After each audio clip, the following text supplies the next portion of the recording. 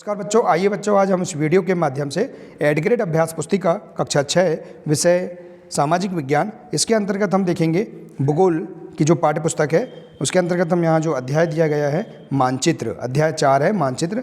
बच्चों हम इस अध्याय के अंतर्गत दिए गए सभी प्रश्नों के आंसर हम अपनी भूगोल की पाठ्य पुस्तक के पृष्ठ क्रमांक 24 से हम किस प्रकार से सभी प्रश्नों के आंसर हम लिख सकते हैं, आइए आज हम इस वीडियो के माध्यम से जानेंगे।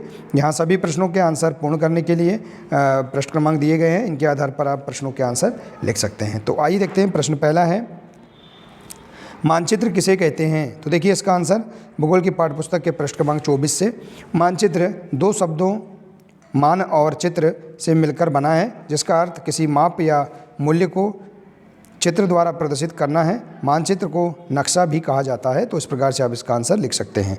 अगला प्रश्न है बच्चों, मानचित्र के प्रमुख घटक कौन कौन से हैं? तो देखिए मानचित्र के प्रमुख 3 घटक हैं, दूरी, दिशा और प्रतीक। अगला प्रश्न है, चित्र क्रमांक 4.1 में दिए गए पैमाने को पढ़कर बताइए कि कागज़ पर 1 सेंटीमीटर धरातल पर कितनी दूरी को दर्शाता है। तो देखिए आप यहाँ पृष्ठ क्रमांक 26 में देखेंगे चित्र 4.1, इसमें देखेंगे कि दिए गए पैमाने को पढ़कर बताइए कि कागज़ पर 1 सेंटीमीटर धरातल पर कितनी दूरी को दर्शाता है। तो यह चित्र कागज़ पर 1 सेंटीमीटर धरातल पर 10 मीटर दूरी को दर्शाता है। तो इस प्रकार से आप यहाँ पर इस प्रश्न का आंसर लिख सकते हैं। इसके बाद अगला प्रश्न है, मानचित्र में तीर के द्वारा किस दिशा को दर्शाया जाता है? तो मानचित्र में तीर के द्वारा उत्तर दिशा को दर्शाया जाता है। अगला प्रश्न है देखिए, मानचित्र व रेखाचित्र में क्या अंतर होता है बताइए। तो देखिए इसका आंसर आप पृष्ठ क्रमांक 28 से देख सकते हैं। मानचित्र छोटे पैमाने पर खींचा जाता है, जबकि रेखाचित्र का कोई पैमाना नहीं होता है।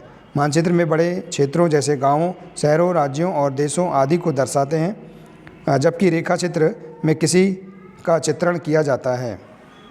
तो इस प्रकार से आप यहाँ पर इस प्रश्न का आंसर भी बता सकते हैं। इसके बाद देखिए अगला प्रश्न है, मानचित्र में किसी स्थान की स्थिति का पता कैसे लगाया जाता है?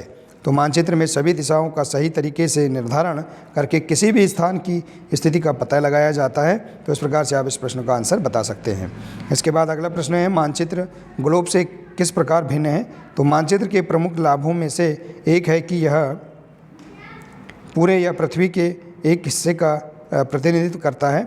इसके विपरीत ग्लोब केवल संपूर्ण पृथ्वी का प्रतिनिधित्व करता है। तो इस प्रकार से आप इस प्रश्न का आंसर आसानी से लिख सकते हैं। अगला प्रश्न है, थीमेटिक मानचित्र हमें कौन कौन सी जानकारी प्रदान करते हैं? तो देखिए इसका आंसर पृष्ठ क्रमांक 25 से, कुछ मानचित्र हमें विशेष जानकारियाँ प्रदान करते हैं, जैसे सड़क मानचित्र, वर्षा मानचित्र तथा उद्योग आदि के वितरण दर्शाने वाले मानचित्र।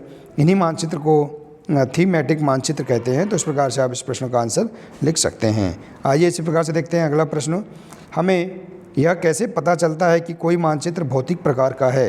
तो देखिए जिस मानचित्र पर पृथ्वी की भौतिक संरचनाओं जैसे पहाड़, मैदान, पठार, मरुस्थल, नदियाँ, समुद्र आदि को दर्शाया जाता है उसे भौतिक मानचित्र कहते हैं। तो इस प्रकार से आप इस प्रश्न का आंसर आसानी से लिख सकते हैं। आइए इसी प्रकार से देखते हैं अगला प्रश्न, चित्र क्रमांक 4.3। देखिए आप पृष्ठ क्रमांक 27 में देखेंगे चित्र क्रमांक 4.3, निम्नांकित के प्रतीक चिन्ह बनाइए, जैसे बड़ी रेलवे लाइन, पक्की सड़क, नदी, पुल, जिले की सीमा रेखा, पेड़ एवं बस्तियाँ। तो आप इनके यहाँ पर प्रतीक चिन्ह बना सकते हैं। आप अपनी पाठ्यपुस्तक भूगोल की जो पाठ्यपुस्तक है उसके पृष्ठ क्रमांक 27 में देख सकते हैं। सबके यहाँ जो प्रतीक चिन्ह है इनको आप यहाँ पर पाठ्यपुस्तक के अनुसार बना सकते हैं।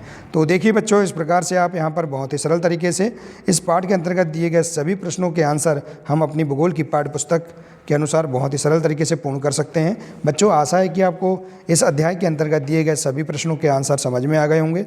बच्चों यदि आप इसी प्रकार से इसके आगे के अन्य विषय के और इसके आगे के सभी वीडियो देखना चाहते हैं तो आप हमारे इस चैनल से जुड़े रहिए। आप यूट्यूब में गौतम नवाचार सर्च करके भी आप सभी वीडियो देख सकते हैं। तो बच्चों आज के लिए सिर्फ इतना ही है, मिलते हैं नेक्स्ट वीडियो में। नमस्कार।